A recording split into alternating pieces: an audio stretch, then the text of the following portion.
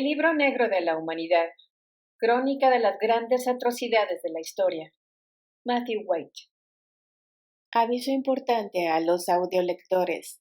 La crónica de los eventos históricos reales en este audiolibro y las imágenes para ilustrarla pueden resultar sensibles o perturbadoras. Algunos capítulos pueden contar con restricciones de edad para visualizarlos. Mao Zedong. Número de muertos 40 millones. Clasificación 2. Tipo: dictador comunista. Periodo 1949 a 1976. Escenario: China. Grupos enfrentados: lo nuevo contra lo viejo. Principal estado participante: República Popular de China. ¿A quién se le suelen atribuir casi todas las culpas? A Mao personalmente y al comunismo en general.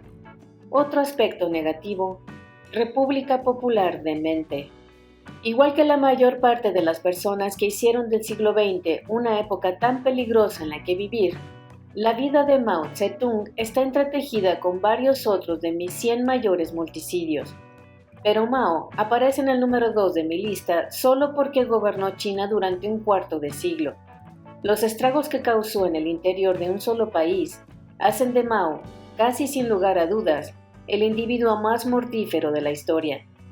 Mao era un auténtico ideólogo.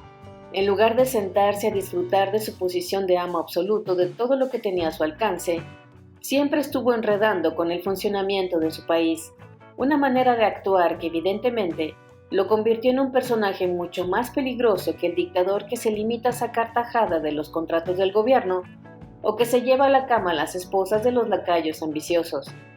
Por el contrario, trastornó la agricultura de un país sobre el que se cernía la peligrosa amenaza de la hambruna e incitó a las masas a lanzarse contra cualquiera que no demostrara el debido entusiasmo por sus políticas. Victoria de la Revolución. En abril de 1949, Chiang Kai-shek huyó de China para exiliarse en Taiwán, y Mao Zedong, tras hacer un poco de limpieza, proclamó la nueva República Popular de China el 1 de octubre. El primer año de esta nueva etapa, China estuvo gobernada por una capa de perros guardianes comunistas situados sobre la antigua burocracia nacionalista. Pero estaba claro que esta situación no podría durar por siempre. La guerra de Corea le dio a Mao una razón y una excusa para reforzar la seguridad. En la década de 1950, se vivieron una serie de movimientos políticos que tenían el aparente objetivo de moldear la nueva China según los criterios marxistas. Aunque lo que consiguieron sobre todo fue que la gente se pusiera nerviosa, e impidieron además la consolidación de estructuras de poder rivales. Los objetivos de cada campaña se resumieron en una lista numerada, que se imprimió en carteles que cubrieron muros y paredes. En cada una de ellas, determinadas clases se convertían durante algunos meses en el objetivo de acusaciones, traiciones, detenciones, suicidios, purgas y palizas, hasta que Mao se cansaba de ir en esa dirección e iniciaba entonces otra campaña en la que se señalaban y perseguían a otros nuevos enemigos. Los prisioneros supervivientes de campañas anteriores podían ser liberados y rehabilitados, mientras que sus perseguidores anteriores se convertían de repente en el nuevo centro de las denuncias de Mao. La primera andanada consistió en la campaña de supresión de contrarrevolucionarios, de octubre de 1950 a octubre de 1951, que eliminó por completo cualquier rastro del antiguo régimen nacionalista. Se dio caza a los bandidos y a los espías, entre comillas, y en general a cualquiera que hubiera apoyado activamente al régimen anterior. Los antiguos simpatizantes de los nacionalistas, ya retirados, fueron sacados a la calle donde fueron sometidos a humillación pública y después apaleados o bien enviados al exilio. El 9 de mayo de 1951 se publicaba un informe interno en el que sus autores se enorgullecían de haber intimidado y sometido a la población. La difusión de rumores había amainado y el orden social se había estabilizado, decían. Todas las armas acumuladas a lo largo de un cuarto de siglo de guerra civil fueron confiscadas. Se prohibió el cambio de residencia sin un permiso y el crimen organizado fue prácticamente erradicado cuando los auténticos gángsteres, piratas y bandidos fueron encarcelados o asesinados sin demasiadas formalidades. La campaña de reforma agraria que se llevó a cabo de forma simultánea destruyó a la clase terrateniente. Los campesinos fueron alentados a apoderarse de las tierras y a agredir a sus propietarios. Mao prefería las ejecuciones públicas a fin de lograr el máximo impacto. Una joven mitad china procedente de Gran Bretaña presenció uno de ellos, mítines con condenas y ejecuciones en el centro de Pekín, en la que se hizo formar a 200 personas a las que se les disparó en la cabeza de manera que sus sesos salpicaran a los allí presentes. Millones de presos fueron enviados a trabajar en los recién creados Loaki, campos de reforma por el trabajo. La mayor parte de los especialistas calculan que estas primeras purgas se cobraron la vida de entre 1 y 3 millones de personas. La campaña de los tres antis, finales de 1951 a mayo de 1953, tenían el objetivo de eliminar el mal uso del dinero que hacían los funcionarios del Estado. Las palabras clave eran anticorrupción, antimalversación y antiburocracia. Casi 4 millones de funcionarios del gobierno fueron detenidos y sometidos a violentos interrogatorios. Mao estableció una cuota que fijaba que al menos 10.000 malversadores debían ser condenados a muerte. Pero resultó que habían sobreestimado el grado de corrupción del antiguo régimen y los malversadores descubiertos fueron relativamente pocos. En cualquier caso, el propósito subyacente de la campaña consistía en poner las finanzas del Estado bajo el control de Mao, y en ese sentido la campaña funcionó. Después se puso en marcha la campaña de los 5 antis, de enero de 1952 a mayo de 1953.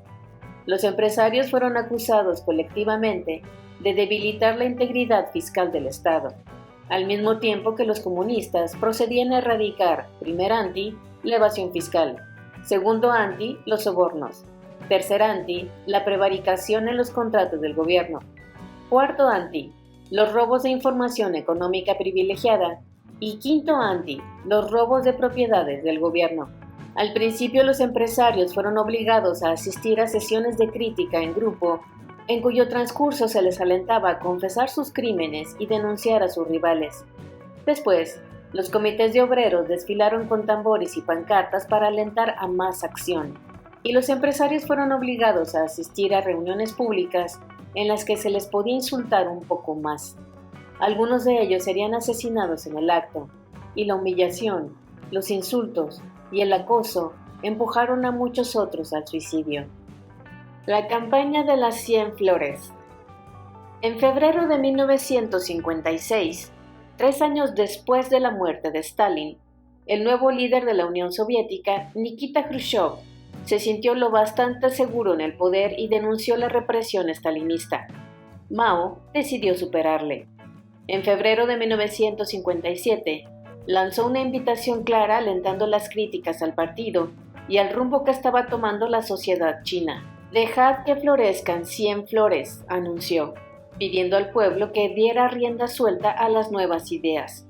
Mao quería dejar que los intelectuales chinos debatieran su política y alentó a los ciudadanos a que expresaran sus opiniones. Quería propuestas y críticas. De verdad, no era una trampa. Aparecieron carteles en los que se criticaba al régimen y no fueron retirados. Después de que algunas voces cautelosas hablaran sin ser castigadas, la gente poco a poco empezó a darse cuenta de que a lo mejor Mao decía la verdad. Empezaron a hacer algunas propuestas y al cabo de poco tiempo estallaron todas las quejas y la rabia contenidas desde hacía 8 años. O quizás sí que era una trampa. Mao opinaba que Khrushchev era un líder débil porque había abierto la sociedad soviética y arrastrado por el barro el buen nombre de Stalin. En abril, Mao les dijo a los pocos electos que los intelectuales están empezando a cambiar su actitud cautelosa por otra más abierta.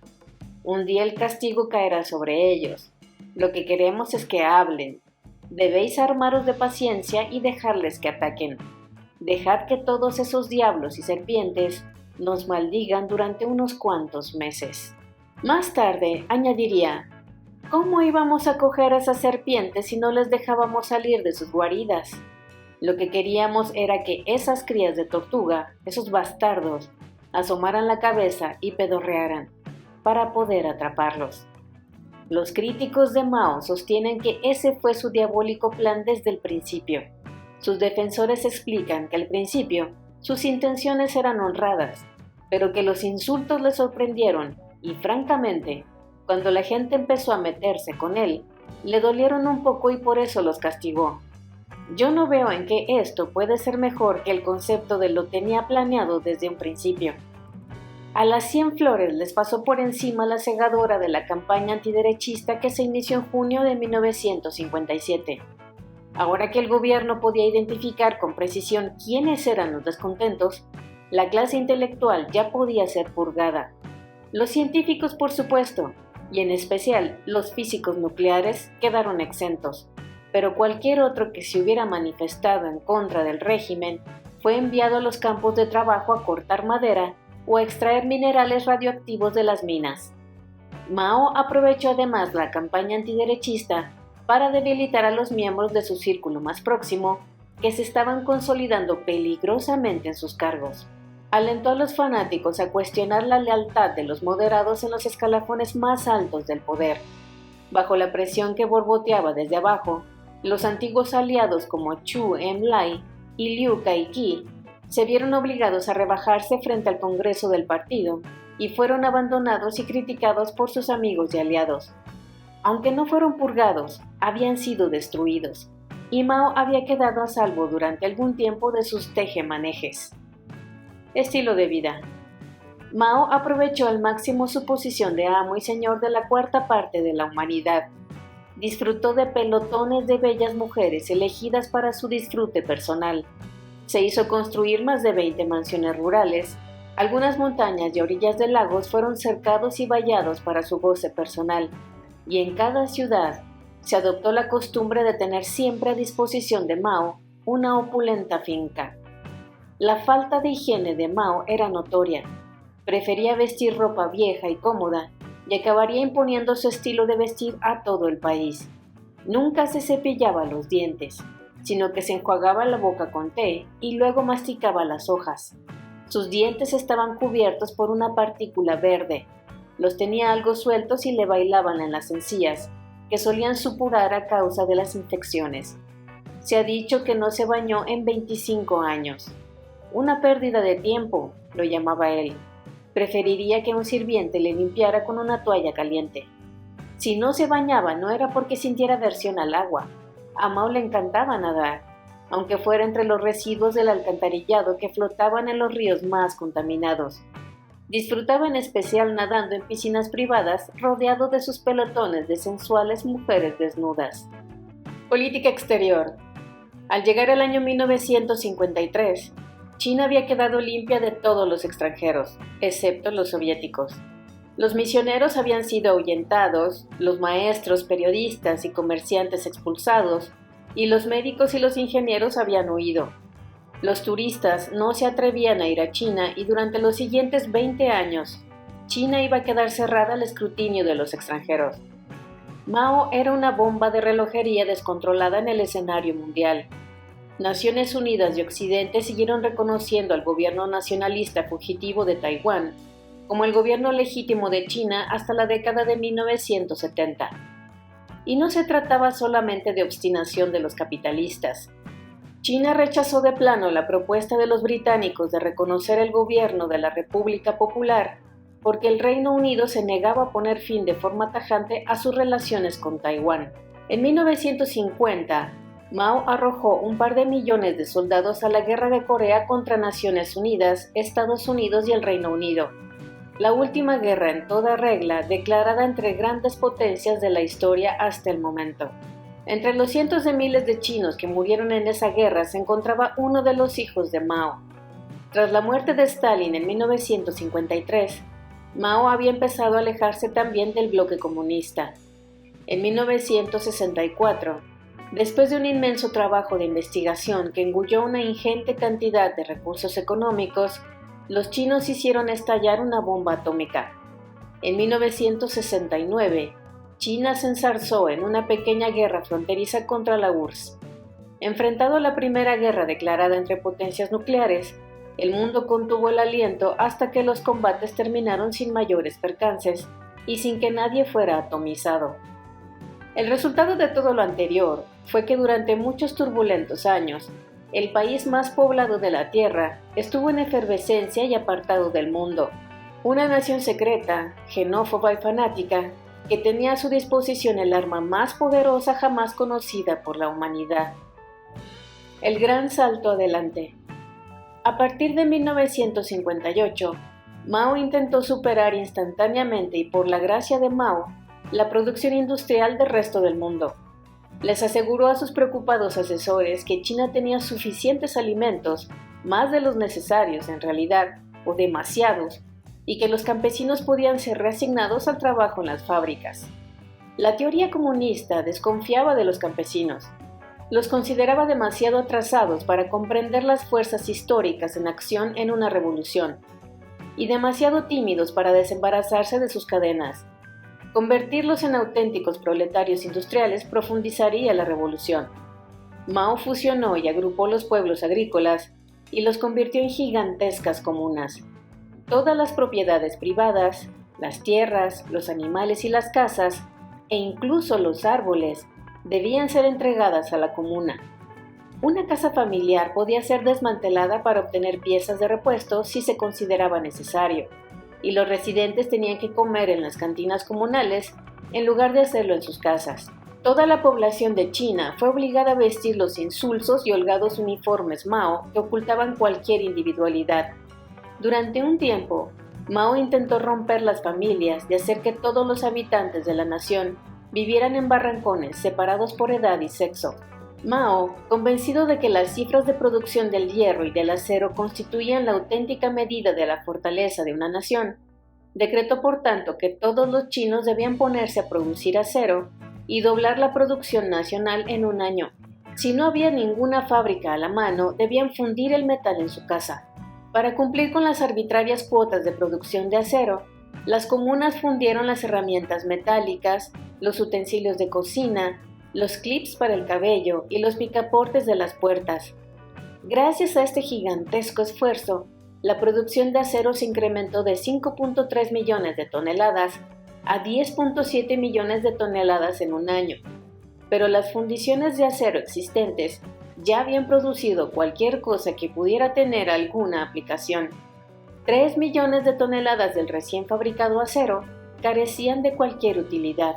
Esta gigantesca urbanización sacó a 90 millones de campesinos de sus granjas y dejó las zonas rurales desiertas, que no solo perdieron la mano de obra, sino también la experiencia y la sabiduría populares. El conocimiento de cómo labrar la tierra, acumulado a lo largo de las generaciones, desapareció, mientras los ideólogos en Pekín dictaban la política agraria. La superficie de tierras cultivadas cayó, igual que cayó el número de granjeros y de agricultores, y entonces llegó la sequía. Esta combinación produjo la peor hambruna de la historia, en la que murieron decenas de millones de personas. La producción de cereales cayó de 200 millones de toneladas en 1958 a 144 en 1960. El censo de cerdos cayó de un 48% en 1957 a 1961. La gente sacaba comida de los huesos del albaricoque, de la cáscara del arroz y de las hojas de la mazorca del maíz, mientras Pekín se negaba a reconocer que algo iba mal. Para demostrarle al mundo que el gran salto adelante era un éxito, China exportó 5 millones de toneladas de cereales en 1959. ¿Fue la hambruna realmente culpa de Mao? ¿Fueron la mala intención premeditada, la negligencia obstinada o simplemente el descuido lo que mató a 30 millones de personas? Debemos reconocer que, desde luego, ninguna de estas razones le hará merecedor a Mao de una evaluación positiva del cumplimiento de su trabajo. Pero lo cierto es que sí que tienen su peso cuando los historiadores tienen que decidir si lo incluyen en la lista de las 10 personas más malas de la historia o simplemente entre las 10 más incompetentes. Maurice Meissner dice: Mao Zedong, el principal autor del Gran Salto, Obviamente carga con la máxima responsabilidad moral e histórica por el desastre humano que resultó de la aventura. Pero esto no hace a Mao un asesino de masas como Hitler o como a Stalin como se le suele retratar ahora. Hay una amplia diferencia moral entre las consecuencias imprevistas de las acciones políticas y el genocidio deliberado y voluntario. Amartya Sen dice: el hecho particular de que China experimentara una gigantesca hambruna entre los años de 1958 y 1961 tuvo mucho que ver con la falta de libertad de prensa y de oposición política. Las desastrosas políticas que allanaron el camino de la hambruna no se modificaron durante los 3 años en los que arreció, algo que solo pudo ser posible gracias a la total supresión de noticias sobre la hambruna y la falta absoluta de críticas procedentes de los medios de comunicación sobre lo que estaba ocurriendo entonces en China. Hung Chang y John Halliday dicen: el gran salto adelante, que duró 4 años, constituyó un monumental derroche tanto de recursos naturales como de esfuerzo humano, único en la historia del mundo. Una de las diferencias más notables que distinguen el régimen de Mao de otros igualmente ineficaces reside en que para robar a los ciudadanos, hasta los regímenes más depredadores han requerido un nivel de trabajo mucho menos intensivo y sistemático, mientras que Mao era implacable a la hora de hacer trabajar a todo el mundo hasta la extenuación, para luego quitárselo todo y despilfarrarlo. La chapuza del gran salto adelante siguió matando muchos años después de haberle puesto fin. En los ríos de la provincia de Henan, en 1961, se había creado una inmensa red de presas y pantanos mal planificados y mal construidos. Un ingeniero que criticó el diseño y la construcción de este sistema fue detenido y acusado de ser un oportunista de derechas. En agosto de 1975, las lluvias torrenciales provocaron el desbordamiento de los 2 principales pantanos. La crecida de las aguas se precipitó por el curso del río y todo el sistema de 62 presas falló. Esta catástrofe, según las cifras oficiales, causó 85,000 muertos o 230,000 según las cifras no oficiales. Tíbet. Aunque la antigua nación del Tíbet había sido ocupada en 1950, inmediatamente después de la Guerra Civil China, la cultura indígena en su mayor parte había permanecido casi intacta hasta marzo de 1959. Cuando la hambruna y las expropiaciones, consecuencia del gran salto adelante, hicieron estallar disturbios nacionalistas en la capital. Las tropas chinas que se trasladaron a Lhasa para aplastar a los insurgentes tenían órdenes de erradicar cualquier foco de nacionalismo tibetano. Los chinos derribaron innumerables templos y procedieron a la destrucción sistemática de estatuas, pinturas y libros. Muchos siglos de una prístina historia fueron borrados en apenas unos pocos años. De los 2.500 monasterios que existían en Tíbet en el año de 1959, 2 años más tarde solo quedaban 70. La población de monjes cayó de 100,000 a 7,000, pero solo 10,000 de todos los que faltaban habían logrado escapar y encontraron refugio seguro en el extranjero. En el curso de la represión de la resistencia, muchos miles de tibetanos murieron a manos de los chinos, y la población del Tíbet cayó de los 2.8 millones de habitantes en 1953 a 2.5 millones en 1964. La Gran Revolución Cultural Proletaria. El fracaso del gran salto adelante quebró el férreo control de Mao sobre el gobierno y reforzó la posición de los moderados. Mao fue despojado de cualquier poder real y convertido en una figura decorativa a la cabeza del Estado, y los cargos importantes fueron repartidos entre varios moderados.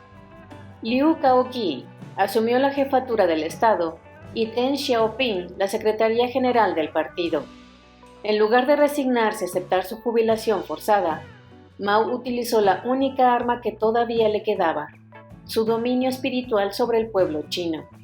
Si desencadenaba una nueva oleada de entusiasmo revolucionario, podría expulsar a los moderados del poder. Ahora bien, los principales centros de poder se habían puesto en su contra, y Mao dependía por lo tanto de su cuarta y última esposa, Jiang Xing, y de su círculo de amigos. El más importante de ellos, Lin Piao, el comandante en jefe del ejército. El pistoletazo de salida de la Revolución Cultural fue discreto y tímido. En noviembre de 1965, un crítico literario puso a caldo una obra de teatro popular que contenía una sátira evidente de Mao, ataviado a guisa de un emperador Ming. En menos de 6 meses, en las grandes ciudades aparecieron carteles en los que se criticaba y denunciaba a los moderados más destacados de China. Al estar el aparato del partido en manos de los moderados, Mao recurrió a los líderes ideológicos estudiantiles, a los que incitó a hacer el trabajo sucio, mientras él se mantenía a prudente distancia de los disturbios. La primera muerte por tortura de la que se tiene constancia ocurrió el 5 de agosto de 1966. Unos estudiantes enardecidos, tras lanzar críticas contra la directora de una prestigiosa escuela de niñas, a la que asistían las hijas de los altos cargos del gobierno, la agredieron, la apalearon, la pisotearon, la obligaron a cargar ladrillos hasta que se derrumbó, y al final la azotaron con cinturones y palos mientras yacía moribunda en el suelo. 2 semanas más tarde, Mao, vestido con su uniforme militar por primera vez desde la Guerra Civil, pasaba revista desde lo alto de la puerta de Tiananmen a la nueva organización de entusiastas estudiantes, la Guardia Roja. Más tarde, aquella misma semana, los miembros de la Guardia Roja sacaron de su casa a 30 de los más destacados escritores, músicos y artistas. Los llevaron a una biblioteca donde les increparon con violencia y les dieron una paliza mientras quemaban libros, obras de arte y otros objetos culturales en una hoguera. Solo en Pekín, en los meses de agosto y septiembre, 34,000 hogares fueron asaltados y los agresores quemaron antiguos manuscritos, rajaron pinturas e hicieron pedazos instrumentos musicales. Unas 1,800 personas fueron apaleadas o torturadas hasta la muerte, y antes de que todo terminara, 5,000 de los 7,000 monumentos históricos catalogados de la capital habían sido destruidos. Durante la Revolución Cultural, Mao alentó a los guardias rojos a dar rienda suelta a su brutalidad, y estos se lanzaron con violencia a destruir todos los vestigios del pasado prohibido, enarbolando el pequeño libro rojo de citas de Mao que todo el mundo en China estaba obligado a comprar. Los que pensaban de forma equivocada eran sacados a rastras y paseados y exhibidos por las calles tocados de orejas de burro. Cualquier residuo de influencia occidental o de la tradición confuciana debía ser erradicado. A los hombres se les apaleaba incluso por el mero hecho de poseer una corbata. En enero de 1967, el ministro del Carbón se convirtió en el primer alto cargo en ser torturado hasta la muerte. Fue rebanado, apaleado y aplastado contra el suelo de hormigón. El jefe del Estado de China, Liu Kai-ki, y su esposa fueron apaleados y torturados en público en un auditorio lleno de guardias rojos que no dejaban de lanzar alaridos, y 2 de sus hijos fueron también asesinados. Deng Xiaoping fue enviado a un campo de trabajo, y si Xu Enlai sobrevivió a las purgas, fue solo porque había conservado la amistad con la esposa de Mao cuando ésta había caído en desgracia en la década de 1950. En la provincia de Guangxi, al sur del país, las masas de fanáticos descuartizaron y se comieron al menos a un centenar de enemigos del Estado. Las cafeterías exhibían al público los cuerpos colgados de ganchos de carnicero y alimentaban con ellos a los obreros. Los estudiantes, por su parte, mataron, cocinaron y se comieron a sus rectores y decanos. Un estudio ha sugerido que los guardias rojos más fanáticos eran los hijos de padres de clase media que habían sido víctimas de las purgas en el pasado. A saber si este no sería el modo de demostrar su lealtad o si se estaban tomando la revancha, aunque es posible que fueran un poco de ambas cosas. No obstante, como norma, lo habitual era sacar a familias enteras de sus hogares y castigarlas por cualquier crimen que pudieran endosarle al cabeza de familia. Mao empezó a frenar a las fuerzas de destrucción en 1968. Igual que con tantos de sus otros planes, al cabo de un par de años se hizo evidente que la revolución cultural estaba socavando la viabilidad de China. Durante la revolución cultural se habían cerrado la mayor parte de las escuelas y estaba claro que toda una generación de chinos iba a entrar en la edad adulta sin haber recibido apenas educación. Ahora que los guardias rojos habían logrado acabar con los moderados, había llegado el momento de acabar con la Guardia Roja. Sus miembros fueron dispersados por las zonas rurales y enviados a trabajar en granjas a fin de fortalecer su identidad obrera, una tapadera muy conseguida y que sirvió para diluir el poder concentrado de la Guardia Roja. Y los soldados de Lin Piao dieron caza y ejecutaron a los guardias rojos que intentaron quedarse atrás en las ciudades. El ocaso. Aunque Lin Piao había sido reconocido como el probable sucesor de Mao, en un momento dado a principios de la década de 1970, los observadores extranjeros cayeron en la cuenta de que llevaban bastante tiempo sin verlo. El gobierno chino tardó casi un año en dar una explicación escueta y en hacer públicas unas pocas e inútiles fotografías. Al parecer, a Mao le había dado la impresión de que Lin empezaba a impacientarse y que la espera de la muerte del gran líder por causas naturales se le estaba haciendo larga. El grado de desconfianza mutua fue en aumento hasta que al llegar el año de 1971, Lin tuvo la sensación de que su jefe estaba a punto de cambiar de rumbo otra vez. Lin planeó entonces un golpe de estado, pero su complot fue descubierto posiblemente por la esposa de Mao, una destacada radical que se movía en los mismos círculos que Lin y que se exponía a perder sus privilegios si su marido era depuesto. Lin intentó huir a Rusia, pero su avión se estrelló antes de llegar a destino. Un suceso muy oportuno que acabó también con la vida de toda su familia y todos sus acompañantes. Tal vez fue un accidente, o tal vez no. Ahora que la traición de Lin había desacreditado la facción radical, los moderados de Zhou Enlai regresaron a la escena. Los moderados supervivientes fueron liberados gradualmente de los campos de trabajo en los que se encontraban y les dieron un lavado, los engordaron y los devolvieron a posiciones de poder. El más destacado de ellos, Deng Xiaoping, se convertiría más tarde en el líder de China, durante la fase de desmantelamiento de las comunas en las décadas de 1980 y 1990.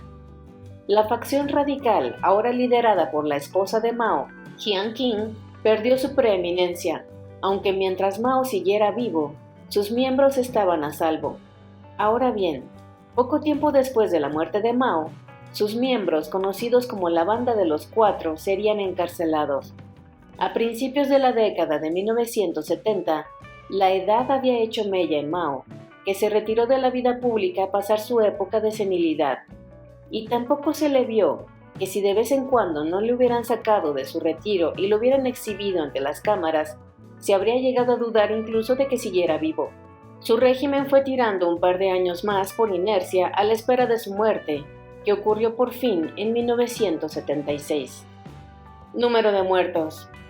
Hasta que no caiga la República Popular de China y sus archivos sean puestos a disposición del público, nadie conocerá la cifra a ciencia cierta, pero en general, el consenso es que el mandato de Mao fue responsable de decenas de millones de muertes. El informe Walker, realizado en 1971 para el Congreso de Estados Unidos, calculaba que entre 32 y 59.5 millones de personas fueron ejecutadas o asesinadas en la República Popular. En el año de 1997, el Libro Negro del Comunismo calculaba unos 65 millones de muertes durante el mandato de Mao. En el libro Mao, la historia desconocida, Hung Shan y John Halliday situaron este total en 70 millones. Los defensores de Mao, que increíblemente los tienen, señalarán no sin razón que estas tres fuentes difícilmente pueden considerarse imparciales, aunque por otra parte, mucha gente razonable opina que estas enormes cifras de muertos son creíbles. También las cifras con relación a las muertes en masa específicas son dudosas. Los cálculos de la cantidad de enemigos políticos asesinados en el curso de las primeras purgas, después de su toma de posesión, son muy diversos, pero la mayoría cifran estas muertes entre 1 y 3 millones. La mayor parte de las muertes adicionales durante el mandato de Mao fueron debidas al hambre durante el Gran Salto Adelante.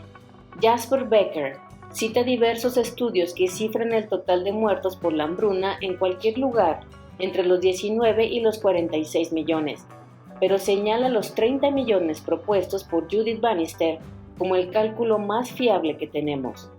El número de muertos durante la Revolución Cultural es pura conjetura, pero he visto al menos un cálculo de segunda mano que alcanza los 20 millones. No obstante, la mayor parte de los analistas sugieren entre medio millón y un par de millones de muertos. Simplemente sumando la cifra de muertos de estos 3 episodios, llegamos a una cifra plausible de muertos que va entre 20.5 a los 51 millones, aunque lo más probable es que la cifra redondee los 33 millones. Las primeras purgas, el gran salto adelante y la revolución cultural representan los 3 puntos culminantes en el índice de mortalidad del mandato de Mao. Ahora bien, ¿cuántos murieron a causa de la tiranía habitual del día a día de su mandato? Las conjeturas con relación al número de muertos en los campos de trabajo van de los 15 millones de Harry Hu a los 20 millones de Jean-Louis Margolin y hasta los 27 millones de Jung Chang y John Holiday. Pero estas cifras se basan sobre todo en suposiciones, la de la población de los campos y la de los índices de mortalidad anuales, que han sido extrapolados a partir de pequeñas muestras anecdóticas. Tantas conjeturas seguidas no pueden generar demasiada confianza. Siendo realistas, es posible que el índice anual de mortalidad de la represión cotidiana no superara el índice de mortalidad anual de los peores años, aquellos realmente malos de las primeras purgas, entre 1 y 2 millones en 4 años, y el de la revolución cultural también entre 1 y 2 millones en otros 4 años.